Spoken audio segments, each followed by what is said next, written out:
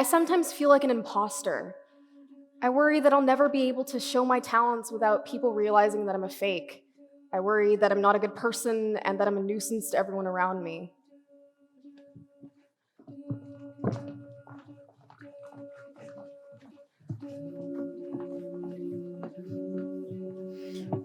When my mom died, it happened very suddenly.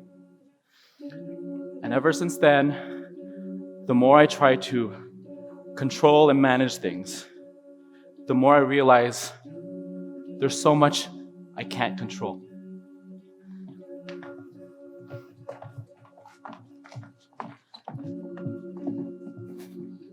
Having anxiety is hard. I constantly feel this cloud of expectations raining over me, and I don't feel that I can meet them. I work hard and I try my very best, but I still don't feel like I'm enough.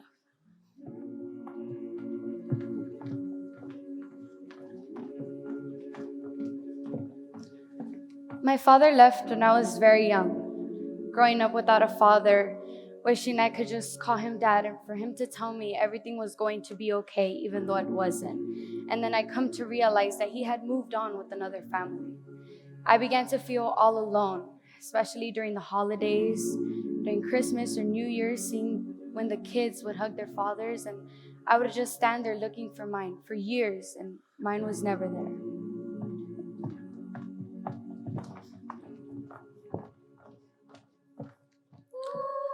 I'm scared for the future because my family life is very unstable right now.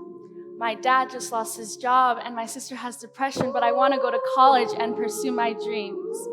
I want to hold it together, but I feel like I'm holding on by a thread.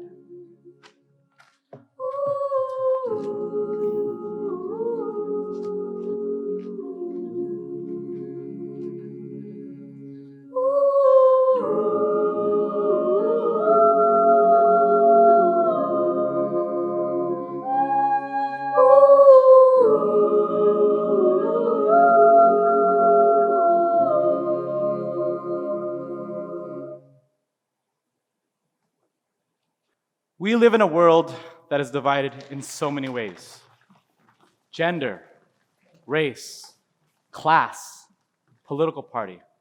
We are divided by the biases we have toward others and the biases they have toward us.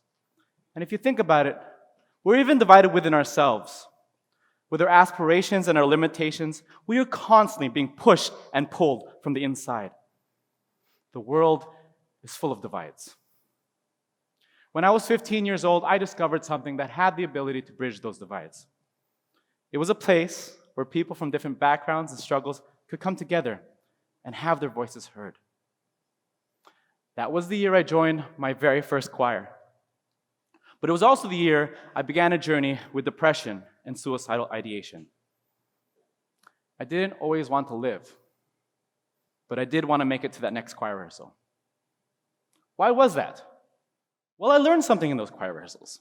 It turns out singing in a choir is not about standing on a stage and putting on a performance. It's not about showcasing certain people who seem gifted at singing either. And it's definitely not about wearing those ugly black dresses and matching tuxedos. Singing in a choir is about something much deeper. It's about giving people an opportunity to discover their voice and explore the breadth of emotions that human beings experience in a lifetime. This opportunity, when taken, can create awe-inspiring results, not just in the music, but in the human connection. Because singing in a choir creates a space where people can look past their biases to create something beautiful. This past year, to go along with the theme Bridging the Divide, I asked my singers to write down on a piece of paper at least one struggle that they carry with them every day. Then I asked them to crumple that piece of paper up and throw it into the center of the room. Then one by one, we took turns picking up a piece of paper and reading each other's struggles. We already knew that singing in a choir can bring people together. What we learned that day is that when we acknowledge each other's pain and our own, we connect even more. So if singing can bring people together, why don't more people do it? Well, I decided to ask one of the members of Chamber of Singers to look into it, and she's here to present what she found.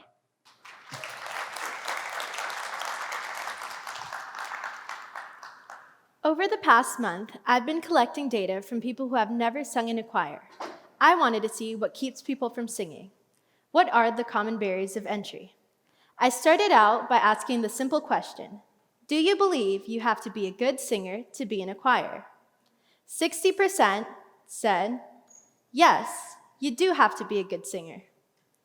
Ironically, we asked members of chamber singers the same question, and 100% of them said, no, you do not have to be a good singer.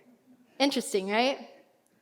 Then I presented the following statements to the survey participants, and here's what they had to say. I don't sing in a choir because I think my voice is not good enough. 63% agreed. I don't sing in a choir because I think singing with others is intimidating. 51% agreed. I don't sing in a choir because singing in front of others is intimidating. 64% agreed. And the last statement, I believe I cannot sing. Do you know how many people agreed with that? 70%. The last one is a very powerful deterrent. Unfortunately, so many people are told by a teacher, parent, or peer that they cannot sing, or at the very least, they shouldn't. We are conditioned to believe that some people were handed the gift of singing and others were not. We do not believe in that notion. We believe that everyone has the gift of singing, just that some people haven't opened it yet. We'd like to help you.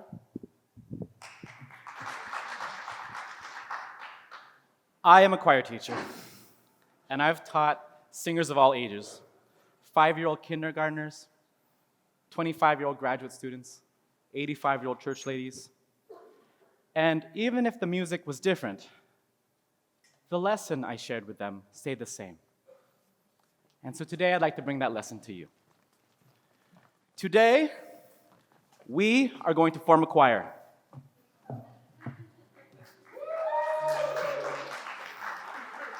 And in a choir, every voice matters, which guess what? Means your voice matters. So if you're sitting out there or seeing this on a screen and you're telling yourself, I can't do that, I can't do that, no, I can't. We're telling yes, you can. Because we need to hear your voice. The world needs to hear your voice. So today we're going to learn 3 musical patterns. And the first musical pattern is a single note. It's a low note that represents the lows we feel in our lives. What's that painful thing that you carry around every day? Think about it. And then join us and sing this. Low, low, low, low, low, low, low, low, low. That's right, low, low. I see you. Low, low, low, low, low, low, low. Now sometimes we have highs in our life when things are going well. Those moments of joy, excitement, we have a note for that. It goes like this. High, high. Try it. High. Yeah. High. Ooh, I like your voice. Do it again. High. Ooh. High. High. But sometimes life is not just all lows or all highs. Sometimes ups and downs. So we have a pattern for that. It's 3 notes that go up and down. It sounds like this. Ooh, ooh, ooh. Your turn. Ooh, ooh, ooh. I love it. Keep going, keep going, keep going. Ooh, ooh. Now think about how you feel today. What do you identify with right now? What is in your heart? Are you feeling the lows? The highs? Or are you just riding some up and downs right now? Whatever you connect with, choose the pattern that makes the most sense to you and join us and sing. Low, low, low, low, low, low, low, low, low, low, low, low, low, low, low, low, low. haven't started, now's the moment.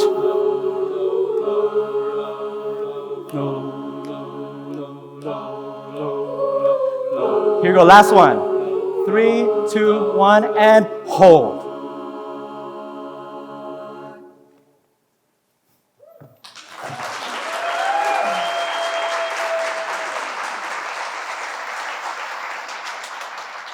Our world has become more divided than ever before.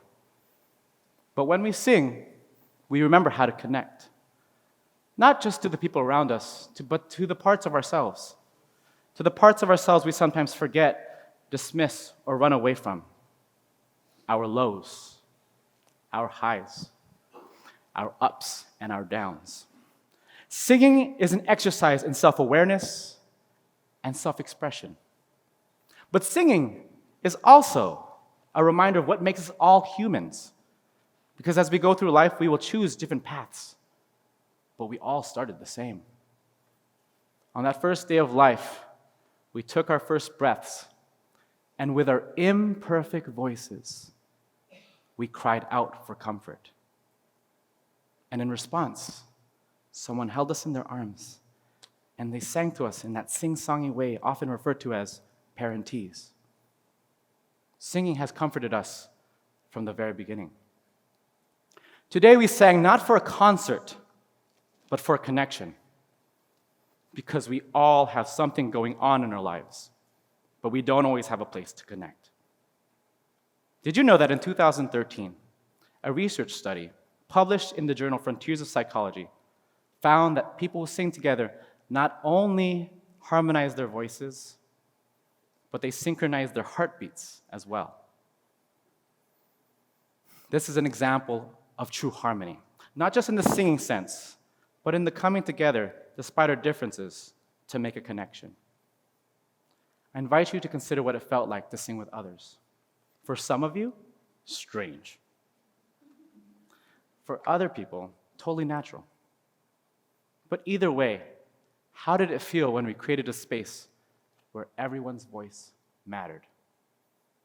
Would you want to create an environment like that in your field? And what's stopping you?